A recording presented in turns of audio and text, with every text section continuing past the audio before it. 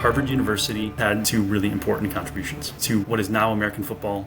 The first time was in the 1870s when they basically ignored the rest of the East Coast Ivy League schools who were playing essentially soccer.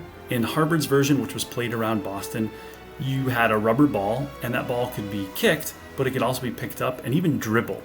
And they sort of solidified this after playing McGill University.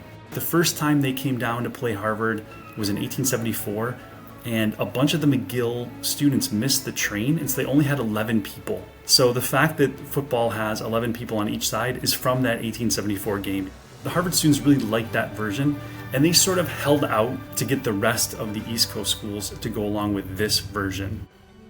And then the second time was essentially about the forward pass. People that are used to watching American football now are watching a different sport than the one that was played in the early 1900s. The game was much more of a grinding ground game where the two sides threw themselves at each other.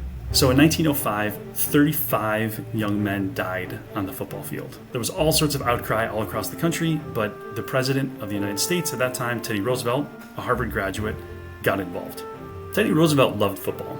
He loved manly violence in general, and so he didn't want to cut out all of the violence, but he needed to tone it down a little bit. And so he summoned a number of important coaches, including Harvard's coach, to the White House to have a conference, basically to figure out how to make the game as physical, but not as fatal.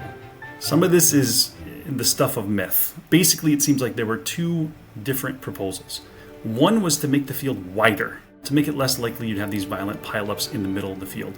Teddy Roosevelt didn't want Harvard to have to knock down half of the stadium and widen the field. The option that won the day was the forward pass. You would have a sport where you could either have a run or a pass. In other words, modern football.